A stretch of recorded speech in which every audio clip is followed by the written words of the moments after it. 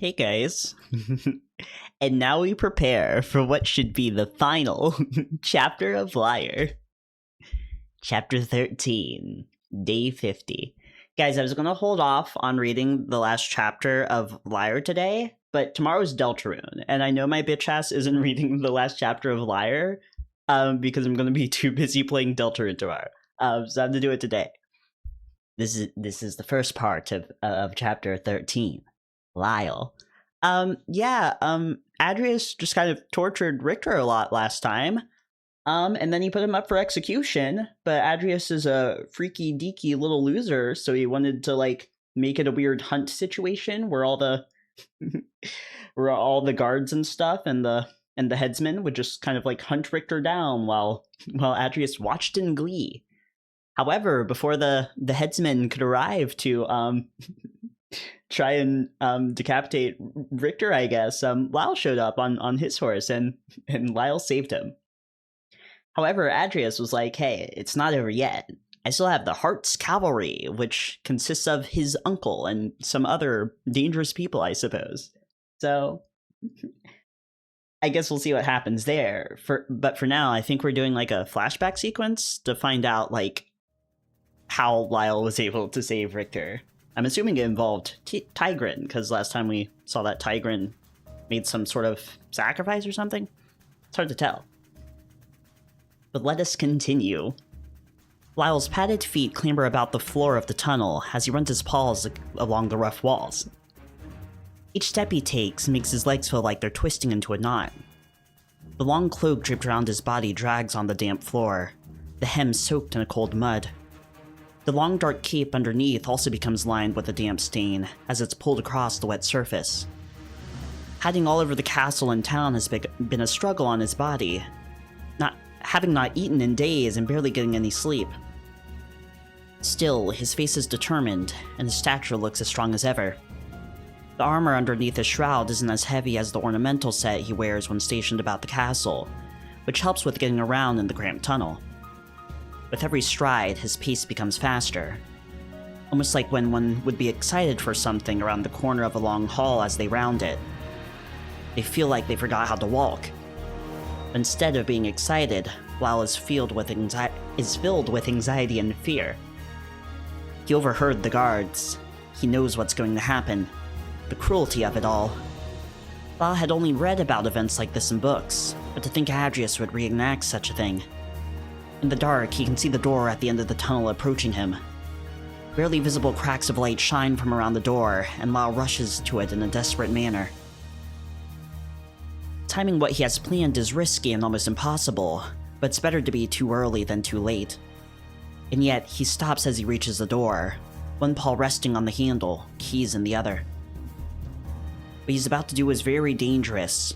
Thinking about what would happen if he doesn't even try forces him to shove the key into the hole and pull open the handle. At first it doesn't budge, sends a slight wave of terror through his body. But after pulling harder, he throws the door open and steps through into the western great hall, close to the kitchens. As his bare feet touch the cold stone floor, and the door closes with a thud that echoes up the corridor, Lyall prepares himself for what's about to happen. He breaks into a fast walk down the hall, heading straight ahead. As he passes a few junctions, he notices a few people walking by out the corner of his eye, but they don't pay him any mind. His face is covered by the hood of his cloak, with a thick scarf wrapped around his muzzle. To anyone else, he'd look like he just came from outdoors, less suspicious and more like he was dressed for the weather. This also helps that he's not the only male above average height wandering the castle. When he's around Liz, Adrius, or Leaf, he certainly stands out, but he blends in everywhere else. Paul bends and turns into a storage room as he stands over a wooden balcony, stares to his right, leading down to the main floor. Barrels of supplies and tools are strewn about, with chairs and boxes stacked against the walls. He's tempted for a moment to take some of the tools, but everything in the bag slung on his back should help for now. It's better to travel light. There's a few servants who appear to be milling about, but Lyall pays them no mind. He quickly descends the stairs that break beneath his feet, making his way to the ground below. Some of the servants look at him, but don't raise concern. He moves past them to the end of the room, which leads to a small hallway. He's taken this route many times, but it's usually more crowded and lively. Once he reaches the end of the hall, he emerges into a room just outside the courtyard where the stables are. There's saddles and water buckets placed around the room, and it's a lot more clean than he remembers. Lyall's heart sinks, and before it can hit the bottom of his stomach, the guard assisting the headsman spots him. It's the lynx that was in Richter's cell when he came down into the dungeons to get him. They're standing on the other side of the room, the headsman carrying a saddle. The door to the courtyard is off to his left, but Lyall's already been seen.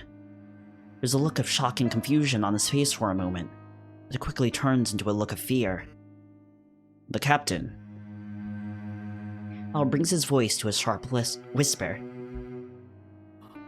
Listen to me. You have to let me pass. The headsman stands over in the corner, still holding the saddle, a confused twist to his mouth. Lyall looks back at the guard, his paw grasping the grip of his sword. I don't mean to. Before Lyall can finish his sentence, the guard rushes forward, but instead of going for Lyall, he runs for the door. His paw is placed firmly on the grip of his blade. It's the captain! No! Lyall draws his sword, the Vekrite blade ringing as it slides out from the scabbard. Before he even knows what he's going to do, he's already doing it with full intent. It happens in an instant, but to Lyall, it's as if time slowed down.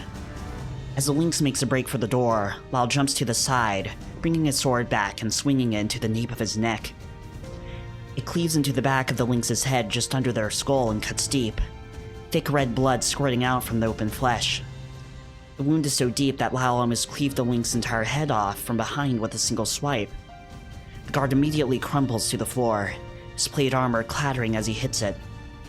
Part of his body slams into the wall, carried by the momentum of running to the door.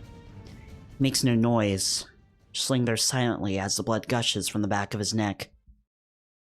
It pulls onto the ground at Lyall's feet, and as the puddle reaches his toes, he staggers back, breathing heavily as the adrenaline wears off. Just took a life. For the first time in all his years of living, he finally had to kill someone. Or did he have to? No, there wasn't any other way. He wants to cry or shout, but he can't do any of that. If he were to stop and think too hard about any of this, it could mean life or death for both him and Richter. He thought he was prepared to take a life in order to make his plan work, but he wasn't. Nothing prepares you for that. Training to be a soldier, a squire, a knight. Could anyone ever be prepared for something like this? Lyall wants to retch onto the floor, but his stomach is so empty that it feels like nothing would come out. Lyall looks up at the headsman, expecting him to run or even attempt to cut him down. Headsman just stands there, staring at Lyall with a concerned face. Nothing pitiful, but it's definitely not the face of a man pleased with what's happened. Lyall swallows, his mouth dry as he addresses the headsman. Do you mean to stand in my way as well? His heart is banging away against his chest as he can feel his plans crumbling to pieces. Headsman stares back at him, his golden eyes shining like the moon as he stands there silently. A sad smile graces his face as he grips the handle of his great axe, holding it out in Lyall's direction.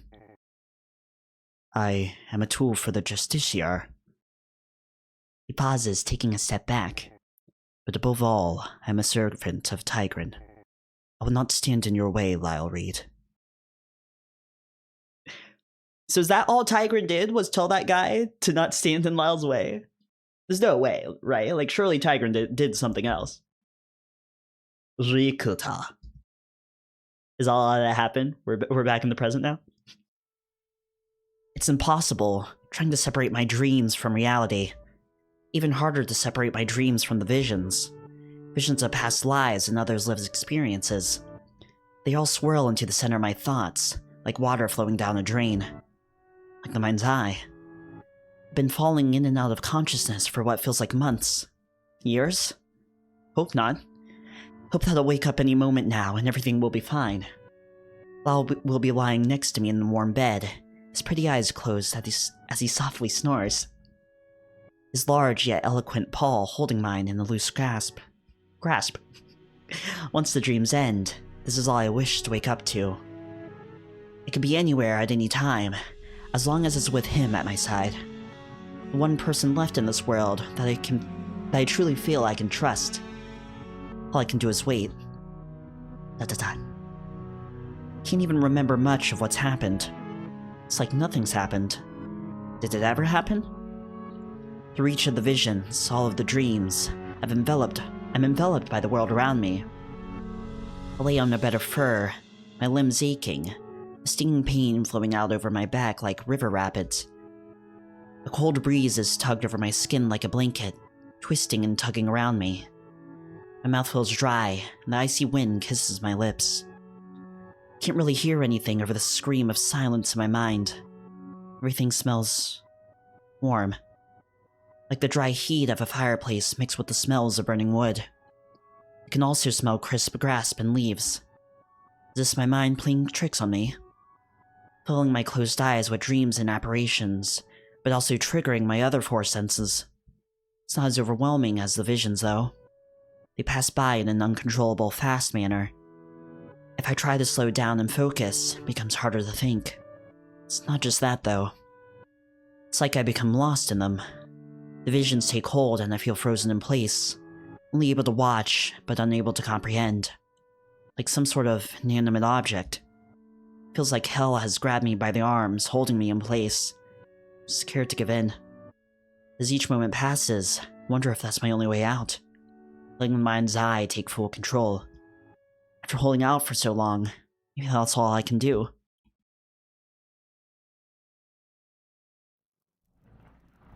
Raynar flinches as lightning strikes over the horizon, fighting against the fireplace and candles to light up the room. He stands in the corner, looking out the window as his heart bangs against his chest. Chewing on the hard tips of his fingers, he bounces his leg, his eyes darting away from the window as he hears Elena let out another cry. As she lays there, breathing heavily, all he can do is stand there, unable to help. Her midwife, Guinea, stands by her side, calmly speaking to her while holding her hand. Handmaidens run from the bed to the door, assisting in any way they can while making sure everything goes as planned. The doctors had to be called, which is never a good sign. It wasn't a good sign last time. Dr. Oscar and his assistant Leaf stand by the bed. They're very focused on their work, trying to be quick and careful. Deep breaths, my queen. Deep breaths. Guinea demonstrates for Lena, breathing slowly and then exhaling in a steady way. Lena attempts to follow her pace. My queen, you have to push. Understand there is pain, but you can do it. She lets out another scream, which circles around the room like a terrible wind. The longer this goes on, the harder it is for Raynar to stay calm. This is their third attempt at having a child. He hoped for her sake that this time would be different. Lena wanted to give him an heir so bad. But each time they go through this, it kills a part of him. He can only imagine what it does to her. He observes as Leaf runs to her side, a small bowl of medicine to help with the pain being tipped into her mouth. As Raynar watches her struggle and shout, pain pounding against the window, one thought rings out through his mind above all the others. This will be the last time. No more attempts after this. The idea of putting her through this pain over and over again always ties his stomach into knots. Her moans of pain grow quiet as the contractions pause. As they do, the ring grows louder. Raynar can feel chills over his whole body as he notices the numbness growing around his limbs. Ray. Get Ray. His eyes look in her direction, but he's staring off into space, lost in the thoughts of everything that can go wrong. My king, she wishes to speak with you. Raynar snaps out of his trance, looking down at Guinea as she stands off to the side. He rushes over to Elena and brushes his hand on her cheek, kneeling down at her side and grasping her hand in his. It's okay, Lena. I'm here. I'll be here through it all. Make sure to keep eye contact as she stares up at him, her eyes tired with flickering eyelids. I know you will. I'm trying, Ray, I really am. He rubs the palm of his hand against hers while shushing her softly. I know you are.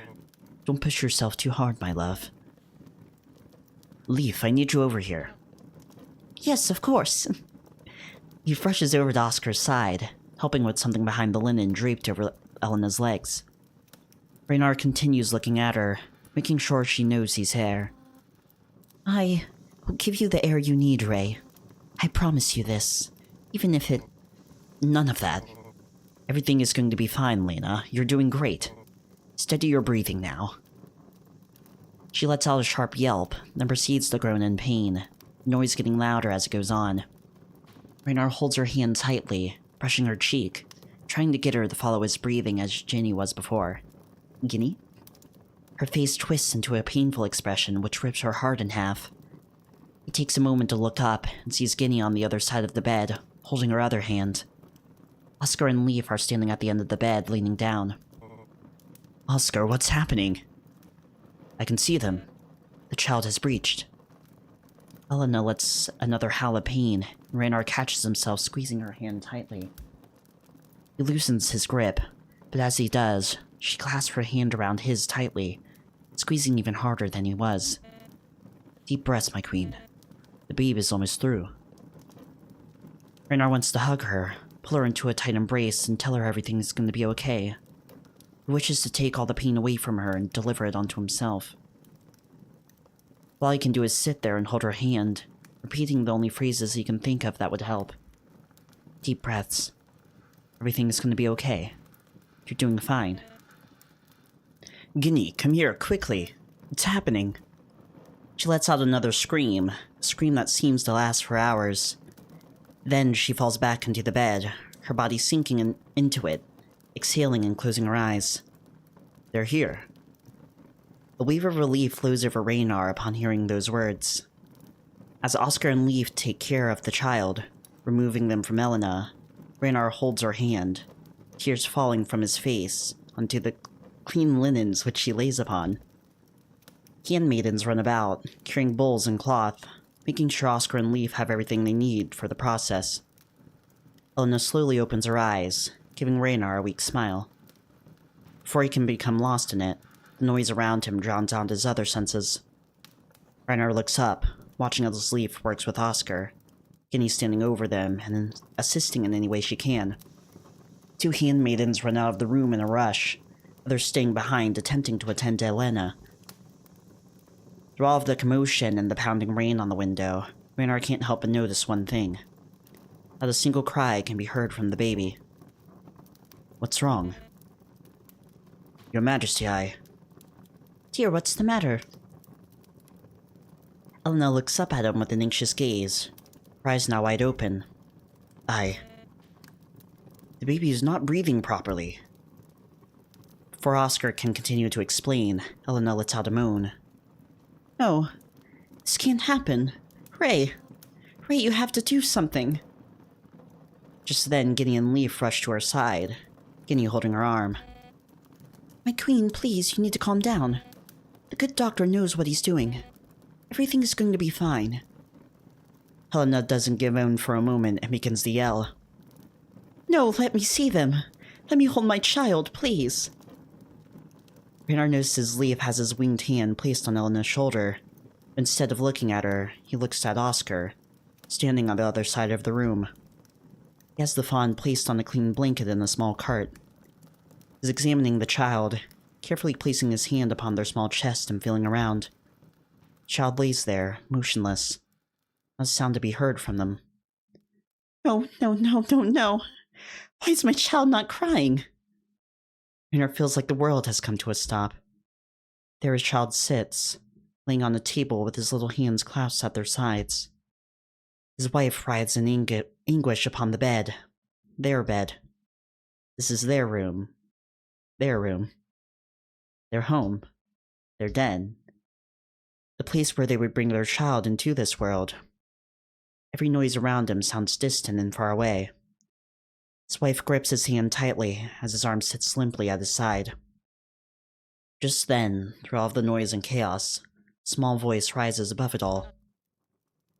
I know what to do. Elena turns her head in the bird's direction, his gaze still trained on the child. Leaf, please attend to the queen. I know what to do. Doctor, please let me help. This is a very rare case, but I've seen this before.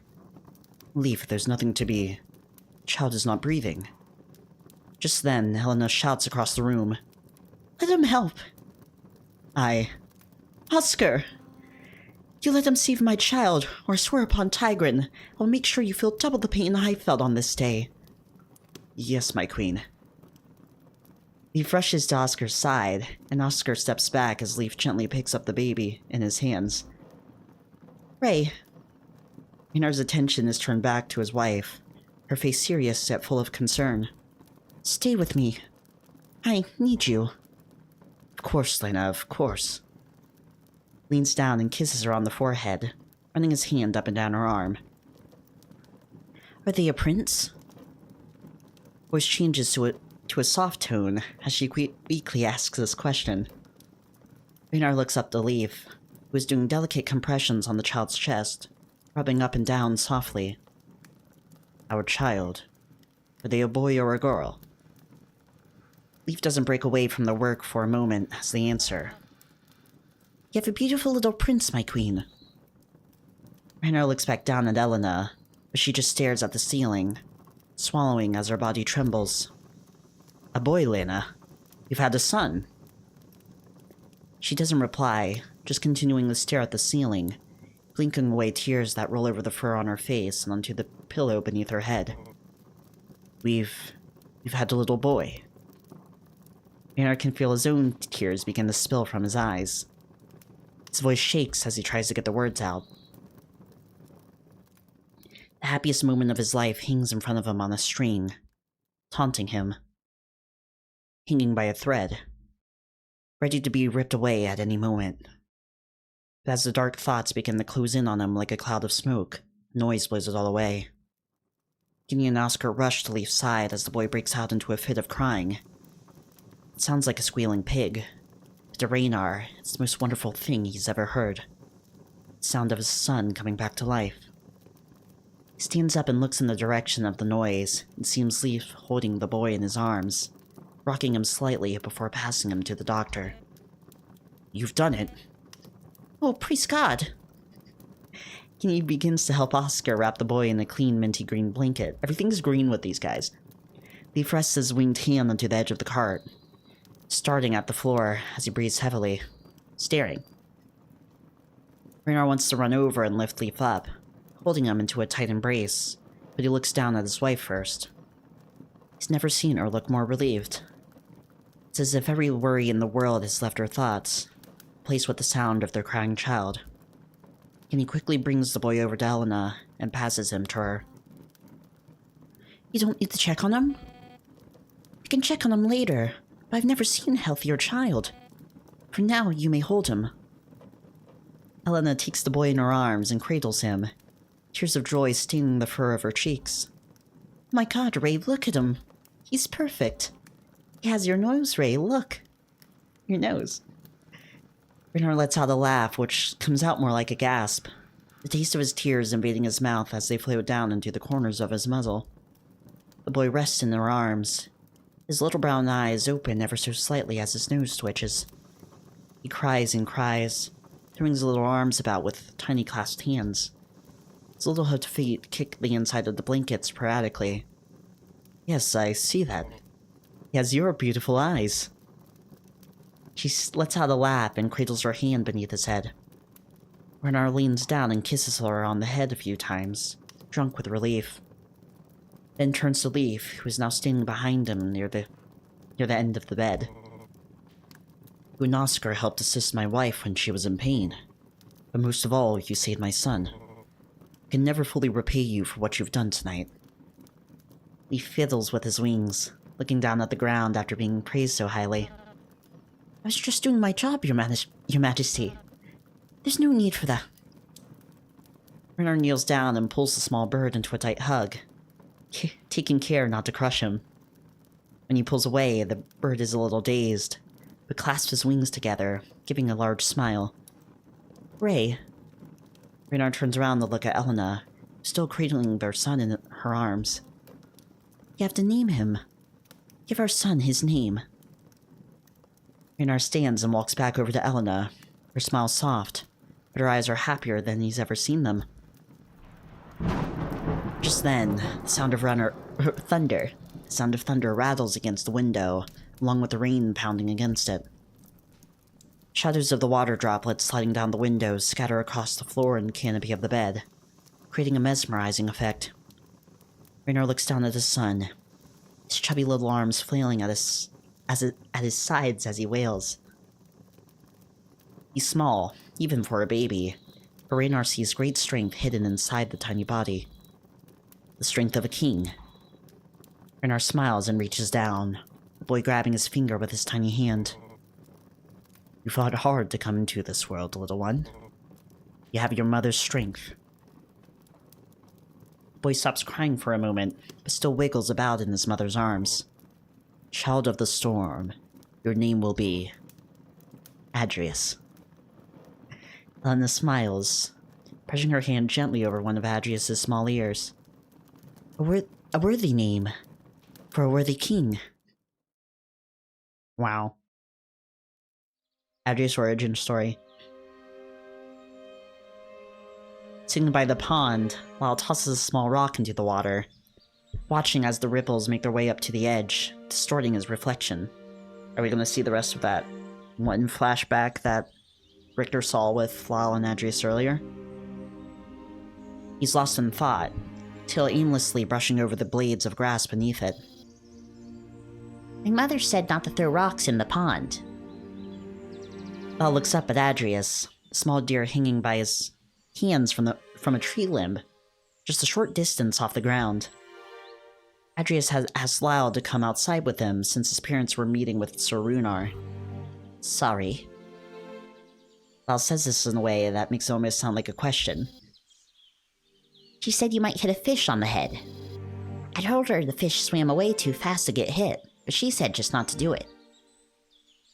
Adrius falls from the tree limb, leaning on his hooves with a bit of a wobble. Ah! He's the tiniest creature. He's the tiniest creature ever created. Look how small he is. He doesn't even fit in frame. He doesn't even fit in frame. I think she just doesn't want all the rocks ending up in the pond. Makes sense to me. Adrius turns around to look back up at the tree, and Lyall notices that the back of his shirt is covered in leaves. Here, you've got leaves all over your back. Gets up and bends down, brushing the leaves off of the soft fabric. Sure love climbing trees, don't you? Yeah, but isn't every kid my age? Not as much as you. I suppose. Adrius looks back up at the top of the tree, the sunlight shining down through the openings, casting spotted shadows on the two of them. Birds chirp in the deep parts of the branches, the noise ringing through the leaves and bouncing off the water below. When I'm up there, I can see everything. Not just what's over the wall, but everything beyond the village, too. You should try it. Lyall laughs and shrugs. I've tried climbing before. Heights never agreed with me. Well then, I guess you won't be getting one of these then. Adrius holds out his hands, showing off 2 ripe dragon apricots, which he had knocked into the ground from the tree. Lyall goes to reach for one quickly, but Adrius pulls them away. Come and get them. Adrius tries to break off into a sprint, almost tripping over himself. Before he can get far, Lyall's already standing into a lunge, snatching an apricot from Adrius's hand. Hey, you said for me to get it. Lyall says this while gesticulating with his head in Adrius's direction, plucking the torn stem off the fruit. Adrius sighs and sits down in front of the pond. Next time, I'm not getting you one if you're not gonna play. That's okay. Soon I'll be tall enough to reach them from the ground. Lyall steps back near the tree, leaning against it while taking a sloppy bite out of his fruit. The juice bursts from the opening in the skin, coating his lips in orange liquid. Just how tall are you gonna get? I kind of forget, like, how old are the characters? They're all, like, kind of 20, right?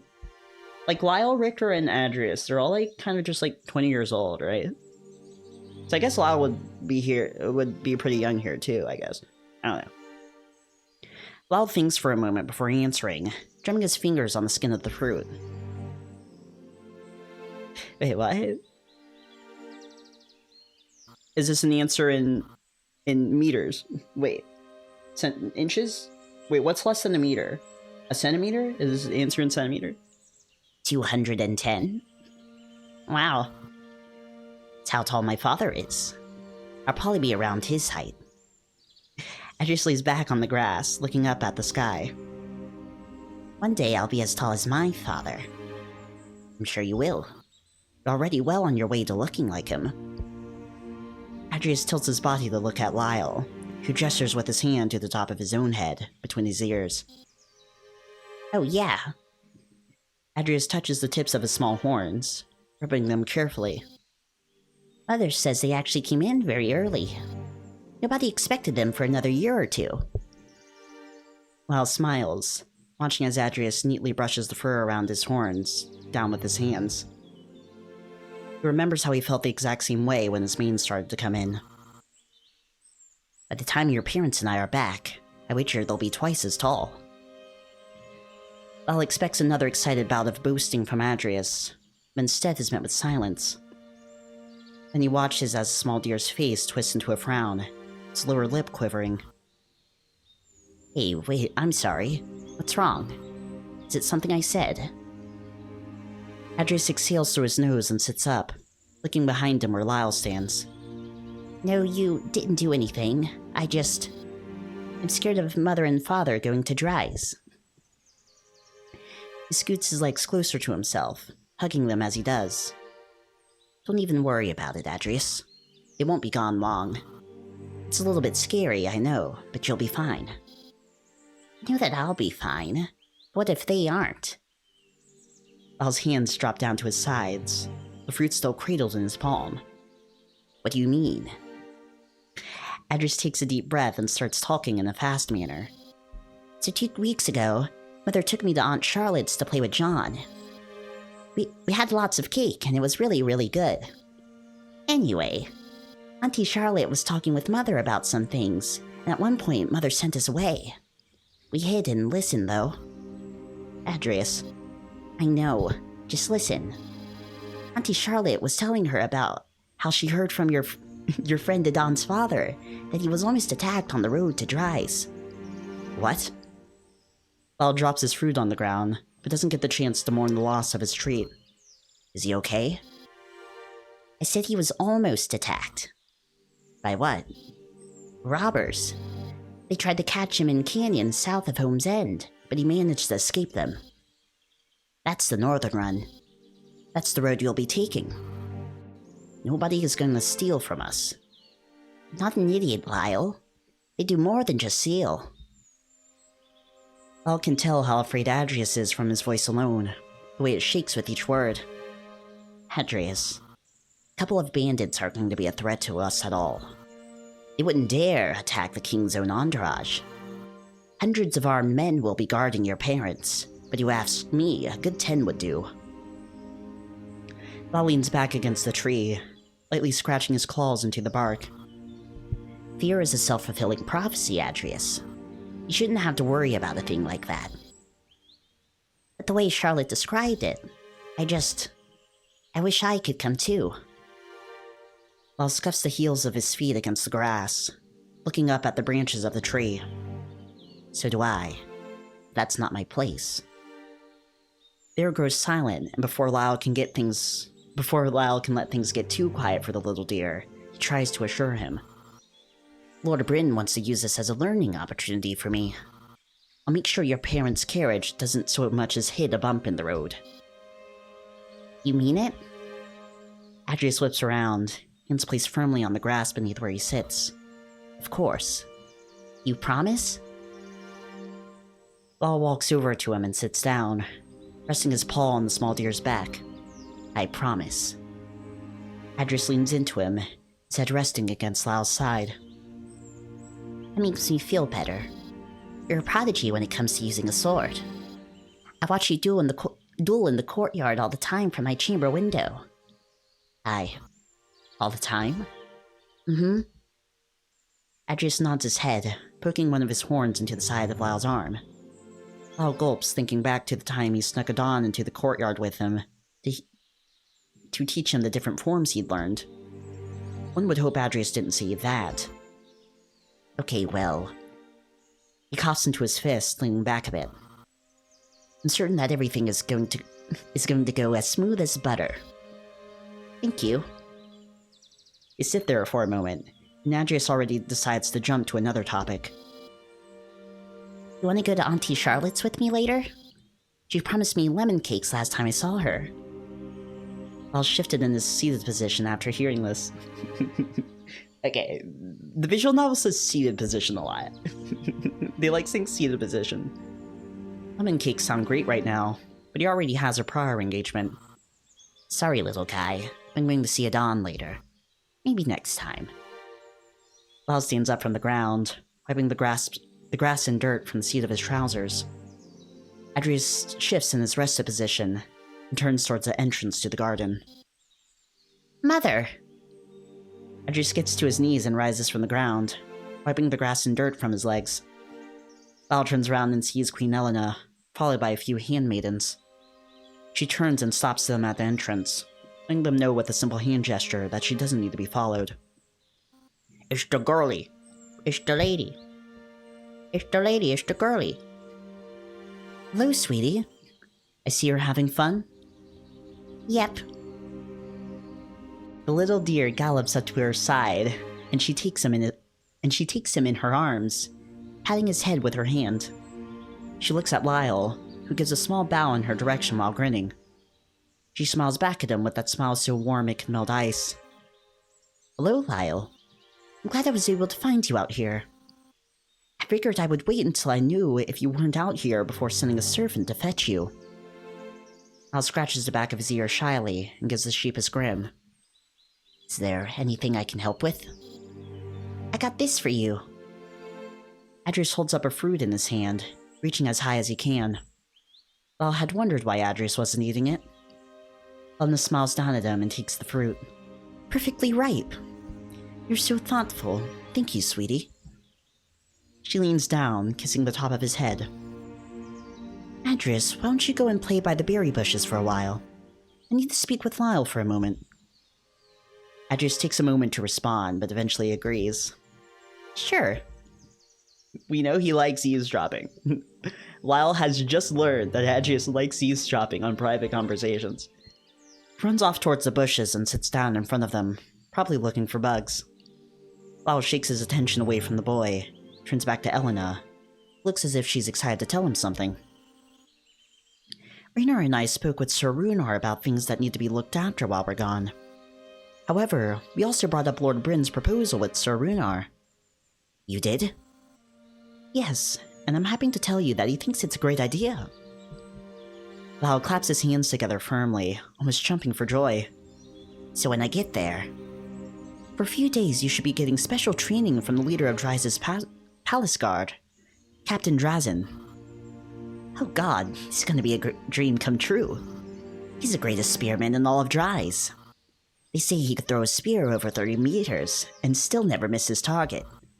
Wonder if I can beat him in a duel. Lyall places his paw over his muzzle, shutting himself up.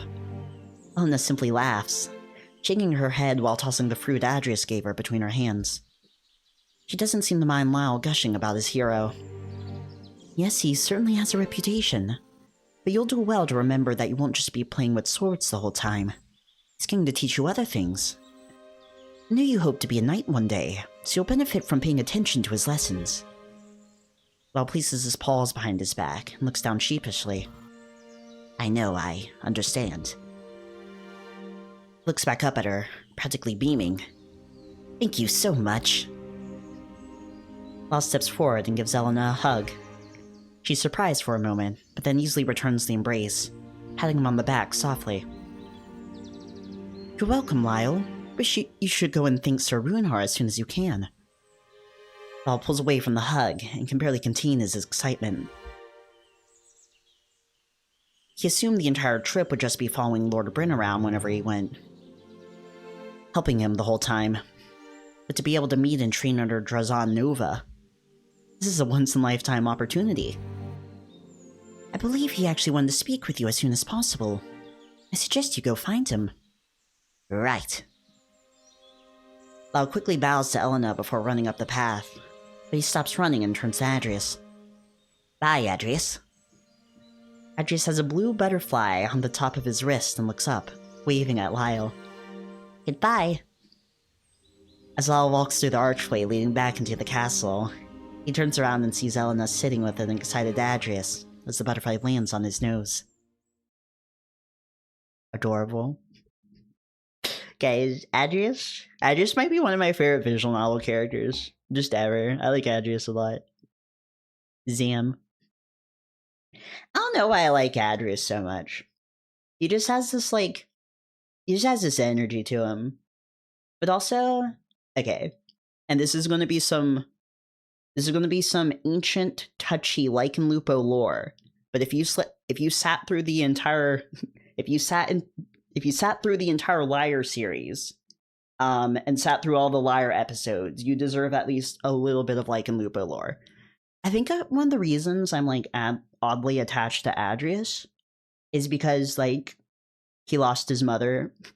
He lost his mother at a young age, and I also lost my mother at a young age. So I think that's one of the reasons I'm oddly attached to Adrius.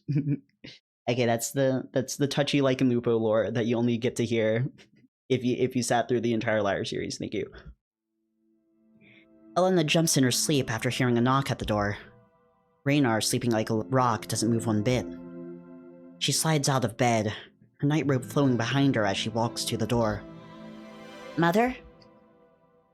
When she hears the voice of her son, she pulls the handle and opens the door for him. Sweetie, what's wrong?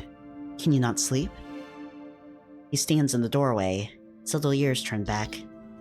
I had a really bad dream. The boy looks ready to burst into tears, but nothing seems to be holding them back pretty well. Did you not tell the maid? I told her I wanted to see you. Why did you sneak past the guards? There's no sneaking around, Sir Bjorn. They let me go up here. She turns around to look at Raynar, who still hides under the covers, his antlers and ears poking out from the top of the blanket. He continues to sleep, snoring softly as he always does. Okay, come in. We have to be very quiet. Your father's sleeping, needs his rest for when we leave tomorrow. Okay. He whispers this, giving a tiny smile before quietly walking into the room. After closing the door, she takes his hand and leads him to the sofa by the east window. And what was your dream about? She sits down on the sofa, and Adrius hops into her lap, pressing his head against her. It was a normal dream at first. A lot of weird things were happening. None of it made any sense. There's one part that scared me a lot, though. I was outside, playing in the garden. The grass in the garden was all yellow, though. Dead grass? No. Yellow as if it was made of gold. All the plants were like that, too. There was this anthill. It was in between two bricks on the path. I almost stepped on it, too, but stopped myself. Then, I saw me. What do you mean? It was just me. Adrius holds her hand tighter, and Elena places her chin upon the top of his head. He walked up to where the anthill was, holding a wooden pail, smiling at me in a creepy way. Inside the bucket was fire, and he pulled it and poured it into the anthill. The fire moved like water as it poured down the top entrance. When he did this, the ants crawled up my legs, biting me all over. I was so scared, but then he tossed the fire into my legs. It didn't burn at all, but all the ants died. Then, he held out his hand to help me up. The entire time, all I could hear was loud drums and yelling. Elena rubs his back with her hand, rocking him slightly as he leans into her. When I took his hand, I woke up. Adrius, it was just a bad dream.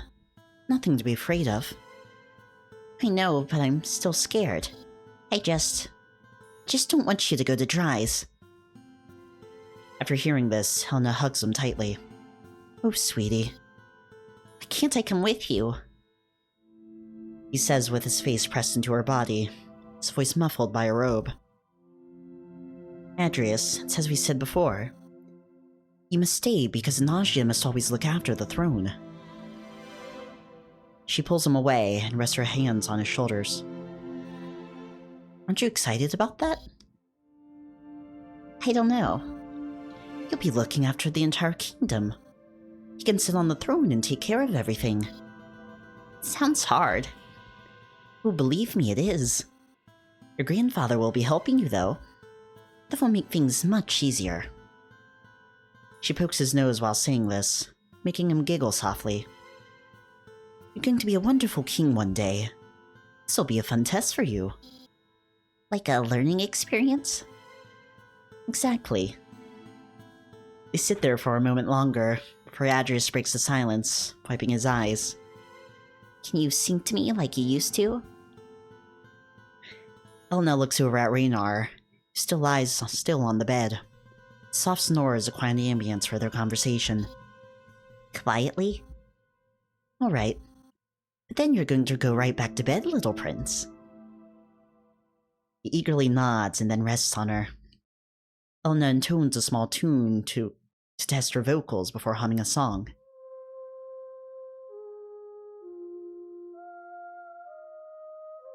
Guys, it's Lyre main theme.mp4.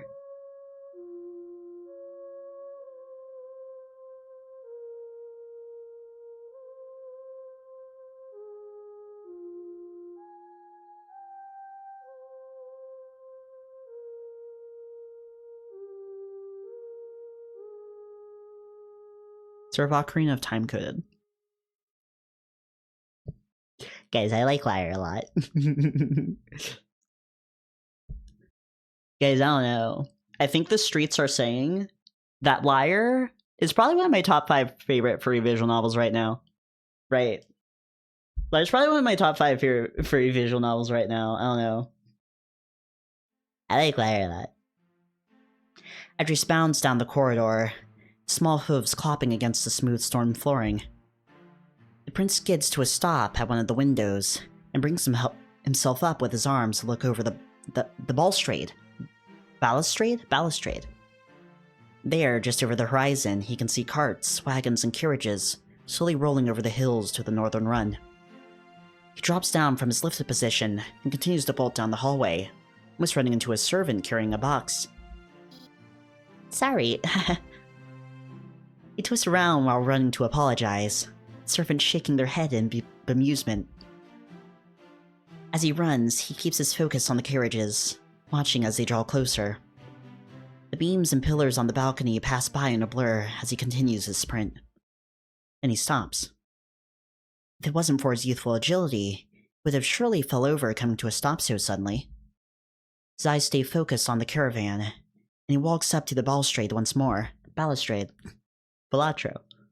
This time he stands at the base, planting his hooves on the small slab of stone near the bottom. There's not as many wagons now. Some of them were carrying goods that needed to be traded, so of course this was inevitable. Still, Adrius knew those wagons should have come back, empty or not. Surely there should be more in the entourage. He knows there should be more. Then he notices the soldiers. It's hard to distinguish them from the squires and stable boys, as both trudge along the carts. Some of them look dreadfully tired, while others ride in the carts, with their heads down. Adrius can even see what looks to be injured men. Some laying on the floors of the wagons, others being helped along by their fellow men, arms around each other's shoulders. Shoulders. Adrius starts to feel a lump forming in his throat, but the fear instead settles in his stomach. It churns and twists inside of him as his eyes dance over each cluster of men. Some of the carts they're being carried in look new, not made from the same wood as the ones from around Lyre. Guinea rounds the corner, slowly walking down the hall. Adrius bites his cheek when he sees the last wagon roll over from the hillside, not followed by any others. Doing another scan, Adrius realizes that among all of these, one thing stands out to him the most. "Come along, my prince. Mother and father have returned." Yes, it's a question he wanted an answer to the moment he first looked out the window. A question that he's been asking himself since he first laid eyes upon the entourage. Where's the royal carriage? Adrius drops down from the support, landing on his hands and knees. "My prince?" Ignores her, rising in a sprint, almost tripping over himself. His breath is fast and his legs are unsteady as he darts down the corridor. All Guinea would be able to hear is the fast clopping of hooves against smooth stone flooring.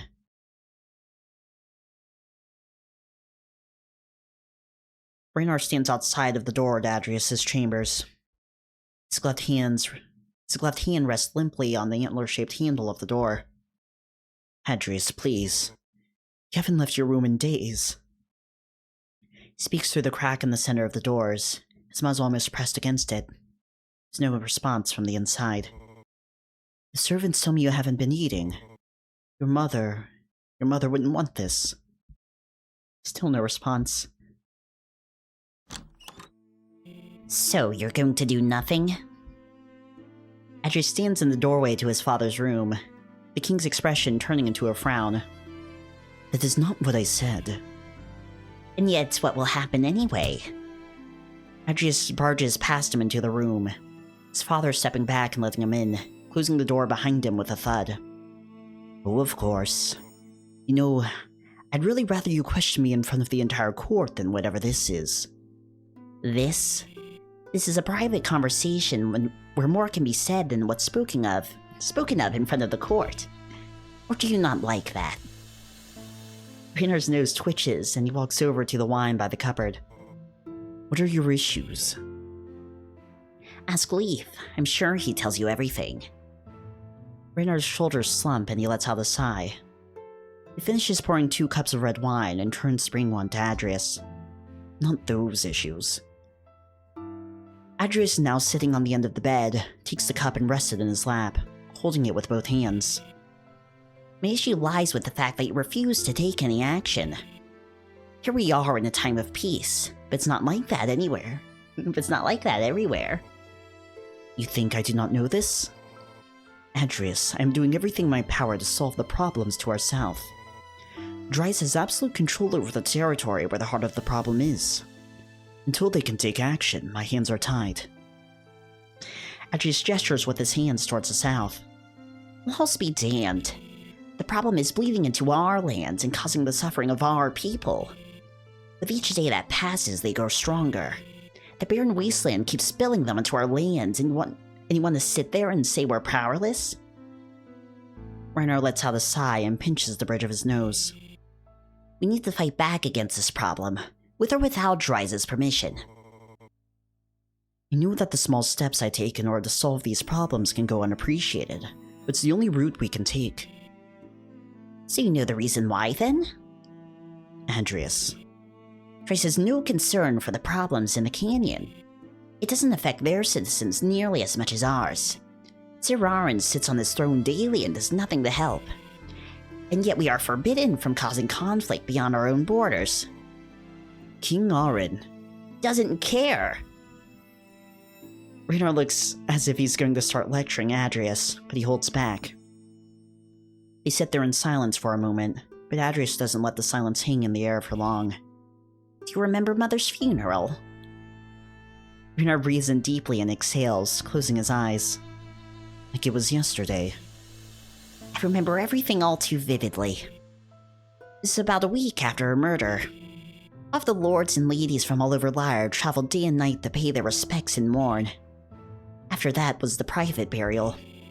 She wanted to be buried on the hill just outside our garden, so that's what we did." "What's the point of all this?" "Every noble from Brayden's Vale to Grimrock came to pay respects to your wife. My mother. And yet not a single word was heard from King Aaron. He doesn't care. Mother's blood was spilled on his sands. We haven't heard from your supposed friend since." "Enough." "You give this issue so little attention, that's safe to assume you don't care either. It's like you've given up." Quiet. You mourned her, but now you don't even like to talk about her. You're going to keep bottling this up, then eventually spill it out on someone. You don't even speak of her around me. Your son. You just hide in your castle while people meet the same fate as her. Andreas's chest rises with each breath. He's now standing from his seat, wine glass slammed onto the end table. Raynor just stands there silently. His face has traces of anger, which slowly fade away, almost going unnoticed to Adrius. Well? Still no response from Raynor, his head lowered. Adrius makes his way to the door and goes to turn the knob. Angry tears forming at the corner of his eyes. Why did you kill me? Adrius stops turning the knob, a chill running up his spine, bristling the fur on the back of his neck. Turns around to stare at his father, eyes wide open with a confused expression plastered on his face. What?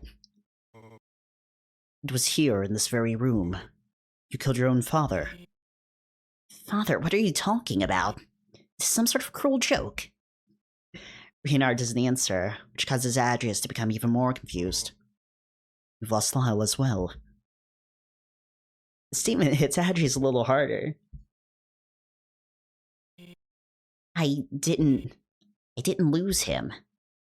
You've paved the road ahead. You'll never be able to go back. Tears now stream down Adrius's face as Raynor stands there like a statue, spouting off these cryptic messages. Adrius, I loved you more than life itself. Don't even know what you're running from anymore.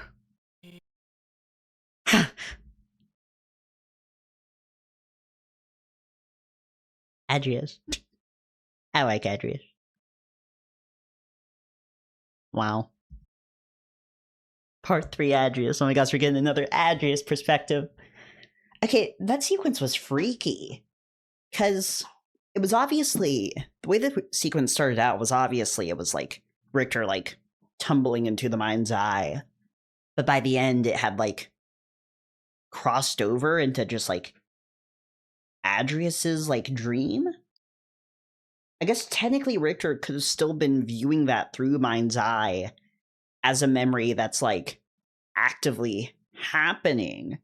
But I don't think the implication is that Richter saw that last part. But technically dreams are like memories. I guess really dreams in of themselves are like a jumbling of memories. It's weird. Part 3 Adrius. Pretty long chapter. I wonder how this story is gonna end. Adolitha. Adrius lunges forward in his bed, the deer's chest heaving as he chokes on his first deep breath. What? My father. What was I? What was I? Sitting up in bed, he pulls the sheets closer to him, gripping them in his fist. The nightmare he'd just had fades away as suddenly as it came, like water evaporating on a hot summer's day. His father was angry with him? No, disappointed. Arguing. Adrius sits there for a moment, his mind desperately grasping the air for the dream, but to no avail. Adrius tosses the covers from his body, the cold morning air rushing over his fur. Looking outside the window, he realizes that it's closer to noon than morning. He must have slept in. He brings his hand to his bare chest, sliding his fingers across it until he finds a necklace hung around his neck. Rubbing the soft part of his fingers over the piece of gold, he can feel the shape of the antlers on its base. It was his mother's. After this, he brings his hands up to his head, firmly rubbing the area where his antler is missing. A small bit of bone still lingers, but hasn't had enough time to heal properly in order to start growing once more. He then rubs his muzzle, the scar still feeling fresh, as healed for the most part. It's nice to not need the bandages anymore, as they were becoming a pain for him. Not only that, but as much as he wished he had both antlers, it's nice to have one less sharp, pointy object to accidentally ram through the headboard of his bed. Adrius turns to look on the bed he's sitting on. It's his father's bed, the king's chambers. The entire room had been given to him upon ascending to the throne. Of course, only after they'd managed to fix up the place. Adrius's own room, however, is still being renovated, so this is the only place he can sleep for the time being. It's only natural that he does sleep here. He's the king, after all. His own room is merely a personal choice. Throwing his legs over the right side of the bed, his hoofed feet touch the floor below and rest for a moment. Sharp head pain overcomes him and he arcs his back, leaning his head down between his legs. He takes a sharp breath in through his teeth whilst clenching them. As he's recovering, there's a knock at the door. Leaf? It is, my king. Adrius looks down at himself, seeing that he's only in his undergarments. It's only Leaf, so no need to look presentable. Come in. I'm now cursing your mind with Adrius X Leaf Yowie.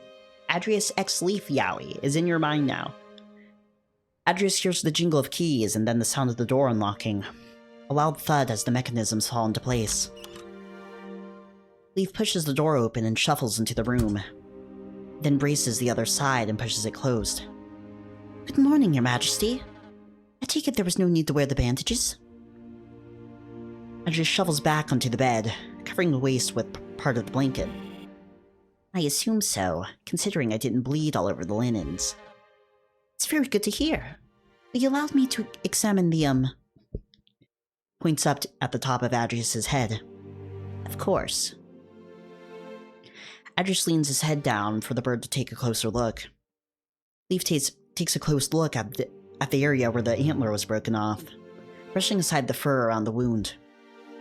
Then gently pokes the small bit left behind. Any pain? A little bit. How about if I do this? Leaf presses down firmly on the top, which causes a small shock of pain, which then spreads around the area. Ow, yes. Adrius pulls away from the bird, slightly lifting his arms in defense. My apologies. Just have one last thing I need to check. And go ahead and get it over with. Adrius lowers his head once more, and Leaf touches a small bit of horn one last time. This time, he's only gently pushing and tugging on the sides. Do you feel any pressure? No. Leaf pulls his hand away and falls silent, not saying a word. Is that everything? Yes. How is it? Leaf takes a moment to respond, before weakly coughing into his arm. It may take a bit more time to heal than we originally thought. No growth formula? No, that would not be advised. It's best to let it happen naturally. I've been in contact with the royal smith to have a temporary prosthetic made. A new crown will also be finished soon. As you requested, it will resemble the crown of your great-grandfather. All right. Yes, very good. After he slides out of bed once more, standing up and walking over to the wardrobe in the corner. He pulls out the lowest drawer and lifts a pair of black trousers from it. So, where's Liz? I'd like to know if there's anything else on the agenda today that I didn't know about. Fortunately, I can tell you that personally. About an hour after noon, there were several citizens who have made appointments to speak with you and your counselors about certain matters. Adrius pulls the trousers up around his waist and buttons the top, then reaches for a lilac shirt, folded neatly in the middle compartment. Other than that, it's mostly an uneventful day. However, I'm not just up here to check on your injuries. Oh? Lise was the one who sent me. She wishes to speak with you. She can come and see me whenever she likes. Adrius finishes putting on the first layer of clothing, then begins buttoning his vest. She was actually very insistent that you meet her in the court chambers. Adrius freezes while buttoning the last button on his vest. Very well. Has Bjorn recovered yet? No, I'm afraid he hasn't. Be sure to let me know as soon as he wakes. Of course. So I wonder when this is happening. Is this happening, like, after Richter and Lyall's escape, or? A few moments pass as Adrius progresses through the rest of the process of dressing himself. Well, he's not wearing the bandages, so I assume it would be happening after that. Are you well? Never better. Why? You seem a bit stressed. Adrius turns around, looking down at the bird. I'm only tired, that's all. Are you absolutely sure? Of course. Leaf rocks back and forth on his feet before prying again. I'm not just talking about your physical health.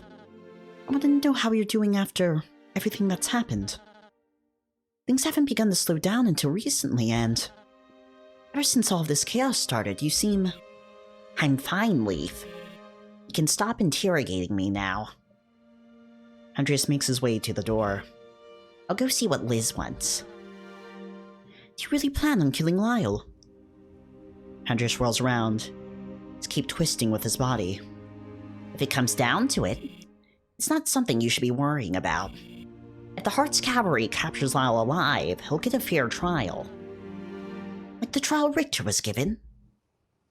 Adrius advances on Leaf, looking down on him with cold, dark eyes. Leaf, if I wanted your opinion on the current events, I would have appointed you as my advisor, not my physician. Leaf takes a step back, but then speaks, his voice quiet. I know more about what's going on than you understand. I've been by your side constantly throughout this entire tragedy. Adrius disregards him, turning around to leave, but Leaf continues. And it wasn't you who anointed me as the royal physician. It was your father. Need I remind you why? Deer stops at the door and stands there for a moment. After a few seconds pass, he sighs and turns around. I'm not in need of a reminder. I truly do value you and your wisdom, Leaf. Just don't get under my fur about this situation again. Leaf tilts his head to the side in a ponderous manner, as if showing agreement. Very well. Now, let's go see what Liz wants. Is she doing better? Atreus opens the door and holds it for the small bird as he tentatively walks through. Thank you, and no, not really. Leaf scuttles ahead of Adrius to the chamber door and pulls it open, holding it for him. Adrius strides through as he enters, his eyes adjust to the dim candlelit room. Candles are lit throughout the room, and letters and books clutter the table. On the other side of the room at the end of the table, Liz stands over a large old book, among several other pieces of parchment and scrolls. She looks tired, her hair tied back messily and her eyes bloodshot. She also looks visibly drunk. In front of her on the table sits a chalice full of wine, along with a couple of empty bottles. She stands up from her chair, a scowl upon her face as Adrius enters the room. Dear God, have you even slept? Leaf quietly follows behind him, closing the door and standing by it. Letters. She picks up a scroll and throws it across the table. Adrius leans over and catches it before it lands on the table. From who? Tries. Adrius's fingers tense around the paper, and he unrolls it carefully. Holding it up to a candle, he reads it to himself. My sons and I offer you our sincere condolences for the murder of your father. King Raynar will hold a special place in all of our hearts. We pray for the prosperity of your kingdom and wish you good health. Are Starfall. And as we just saw from Adrius's little dream sequence / mind's eye flashback, they didn't send any sort of letter or condolences over the death of Elena. So them sending a letter over Raynar is a bit interesting. I can already see you're mad. Reasonably so. King Arin only wants to touch on the subject of a death in the family as a form of risk management. Adrius crumples up the letter and throws it to the side. That's important, Adrius. Relax, it's not even his handwriting. I've helped Father answer and send letters for the past 3 years. After the accident, his hands never quite recovered. Liz slumps back into her chair, pinching the bridge of her nose. Leaf goes over to her side, placing his wing on her hand. Anything else of importance? Liz sits up in her chair slightly, reaching for a letter on the table. You know me, I saved the best for last. A letter from the judge of Home's End. She clears her throat and reads out what's written down on the piece of parchment. You have had numerous attacks from the northern sides of the canyons. Several villages and settlements south of Home's End have been bombarded with raids. Hafton is in a ruin. I urge you to make contact with the King of Dries in order to formulate the situation. She rolls up the letter and tosses it back onto the table, taking a sip from her chalice. Adris leans on the table, anger burning deep inside of him. With each word she spoke, his rage festered. Call upon the royal army. Have them march on the canyons and kill every single bandit, criminal, and barbarian. Adrius, come winter's end, I want that entire nest wiped out. Man, woman, and child. I won't rest until that stain is wiped from the map. We can't do that. Without Dries' cooperation, we can't march on their lands. Your father knew this, and I'm completely certain you know it. I don't care if you don't agree with it. You know this is the right choice. Lee picks up the letter and reads it over, clearly nervous about what's happening. Crossing their border will do more damage than what's already been done. No, they just have lost complete control over that part of their territory. No matter how many troops they send in to clear out the main road, the heart of the problem will always continue to grow. They focus so much on their manpower towards building and cultivating the size of their kingdom that they let others drown in their problems they breed, while continuing to rise above those beneath them. Dries uses faith as a tool of deception and a beacon for those around them, yet they're fully content with letting everyone be consumed by the blood-stained sands. Standing here, I realize. Listen to me. She slaps her hand on the table in exasperation. It won't work out the way you want it to. Leaf clears his throat. She's right, Your Majesty. Going about these problems in a careful manner is the best solution. We cannot afford to cause one predicament while trying to solve another. Liz sighs and looks back up at Adrius from across the table. It's the first time Adrius has seen her lose her temper in a while. Adrius, you have to stop making these rash decisions. I feel as if I'm the only one who's making any decisions. Dries would let evil gestate within the very bloodstained sands of their kingdom, rather than commit to anything. For once, please trust that I have this kingdom's best interests at heart. I admire your resolve, but we need time to figure things out. Fine. Adrius shouts this at her, and she jumps slightly. Leaf more so. He sits down in the chair behind him and steadies his breathing. A headache begins to develop, but he rubs the sides of his head with his fingers, keeping it at bay for the time being. How soon can we send soldiers to take control of the area? I want the villages closest to the canyons to be well guarded in case of any future attacks. It would take days to even deliver the order to our garrison south of Flinthaven. Not only that, but from there, the journey south would take a week at least, given the supplies needed to set up camp. Have them garrison in the towns then. I don't care how it's done, just make sure Home's End has decent protection against these southern invaders. I'll have the order drawn up immediately. Liz rises from her chair with the help of Leaf, and leaves for the door. Leaf, be a dear and have a cartographer brought to my room. Certainly. Adrius holds up his hand, and she stops before rounding the table. I did not dismiss you. She rests her hands on the table, glowering at him. Let it be known that I've always had this kingdom's best interests at heart. Sure you do. But did it ever occur to you that you don't know everything? Elizabeth! No, Leaf. Let her continue. In the privacy of these chambers, I won't shrink from criticism. As a figurehead, I can't be questioned, but as a king. Adrius sits up in his chair, resting his hand underneath his chin. Go on, Liz. I want you to be honest with me. Majesty, she's intoxicated. She doesn't mean... I'm fine, Leaf.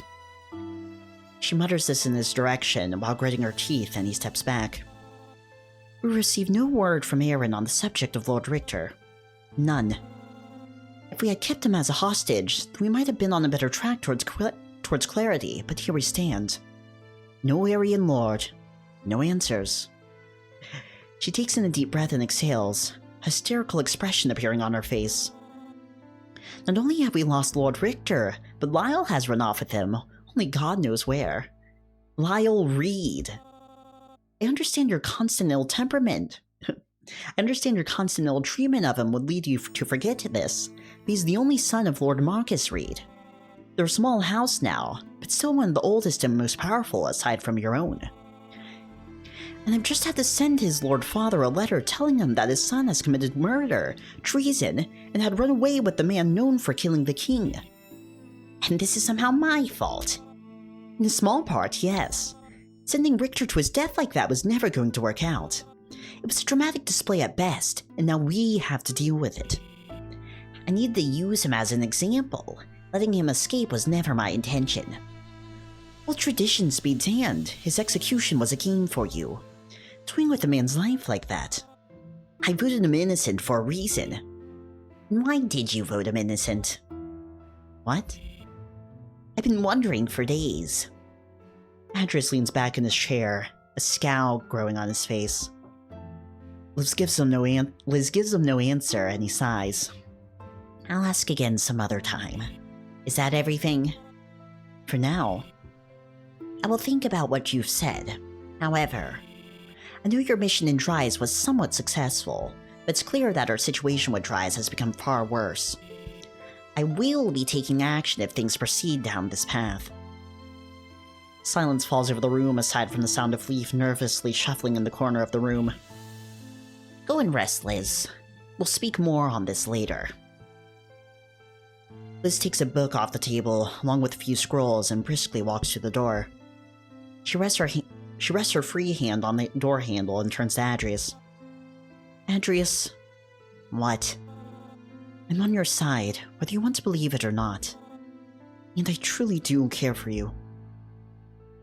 He shuffles in his seat and turns, looking at her. I know. It's what I like about you. Your unwavering allegiance. Rest well. She opens the door and steps through the doorway, the sound of her shoes tapping against the floor as she walks off. The door closes by itself with a soft thud, echoing throughout the room. Leaf. Yes, Your Majesty? Adris rubs the spot where his antlers should be. I feel a headache coming on. Cancel the appointments I have later. Of course, Your Majesty. Would you like some medicine for the pain? Very much so, yes. Adrius rises from his seat and picks up the crumpled letter from Dries. After standing, the pain becomes more apparent. He slowly makes his way to the door, which Leaf graciously opens for him. Once he steps through the doorway, an odd feeling washes over him. It's a feeling similar to how one would feel after waking up from drinking too much the night before. Waking up to an unfamiliar surrounding, or somewhere you shouldn't be. Where did... Turns to Leaf, has a puzzled gaze behind his mask. I'll be in my room if needed.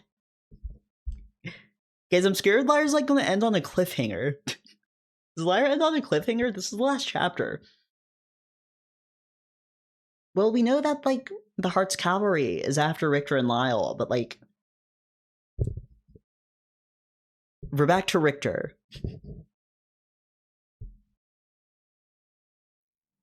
Hey, it's the boy. Oh, no, this is a flashback, actually. This is a flashback. I'm thankful, truly I am, but... This wasn't supposed to happen. Why? Why would you do this?